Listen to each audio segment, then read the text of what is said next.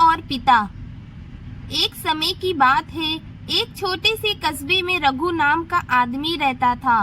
रघु अपने घर में बेटे और पत्नी के साथ रहता था। रघु गरीब था, इसलिए वो दिन रात अपने परिवार की जरूरतें पूरी करने में मेहनत से लगा रहता था। वो हर हाल में बेटे और पत्नी की खुशी चाहता था। रघु एक छोटी सी कंपनी में काम करता था, जहां उसकी आमदनी घर खर्चे भर जितनी हो जाती थी। लेकिन फिर भी रघु कंपनी वाला काम खत्म करके दूसरी जगह काम किया करता था, ताकि कुछ और पैसे कमा सके। काम में व्यस्त होने से वो अपने परिवार को समय नहीं दे पाता था। रघु 24 में से 16 घंटे घर से बाहर काम में निकाल देता था। रात को देर से आता और सुबह काम पर चला जाता था। इस तरह कुछ दिन बीतते गए। एक दिन रघु की पत्नी ने उससे कहा कि आप पूरे दिन काम करते हैं और हमें समय नहीं दे पाते हैं। वैसे भी हमारा खर्चा आराम से निकल जाता है, तो आप इतनी मेहनत क्यों करते हो? हमारे पास जितना है उसी में हमें खुश रहना चाहिए। चलिए आज हम तीनों कहीं घूमने चलते हैं।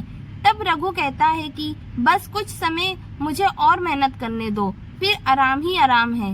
इस तरह रघु मेहनत करने में लगा रहता है।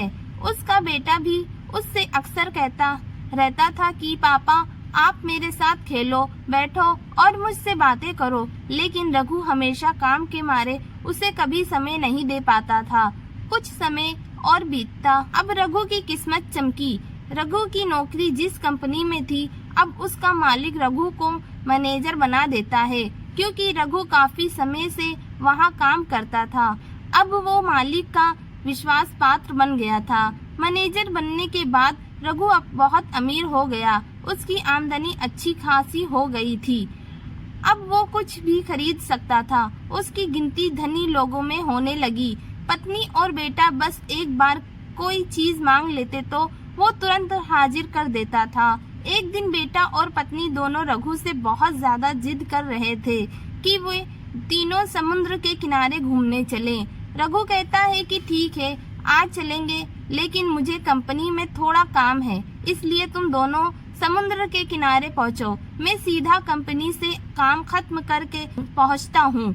पत्नी और बेटा दोनों वहाँ चले जाते हैं। तभी समुद्र में बहुत बड़ी सुनामी आ जाती है और आपस के सभी लोगों को बहा ले जाती है। पत्नी और बेटा दोनों पानी में भी बह गए। जब रघु वहाँ पहुँचता है तो ऐसी हालत देख घबरा जाता है। उसने हर जगह ढूंढा, लेकिन सब कुछ खत्म हो चुका था।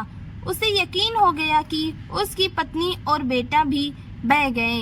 वो जोर जोर से रोने लगा और अपनी पत्नी की बात को याद करने लगा कि हमारे पास जितना है उसी में खुश रहना चाहिए, कभी भी ज्यादा नहीं करनी चाहिए और अपने परिवार के साथ खुशी के नए पल बनाने चाहिए, ताकि हम उसे हमेशा अपने दिल में संभाल कर रख सकें।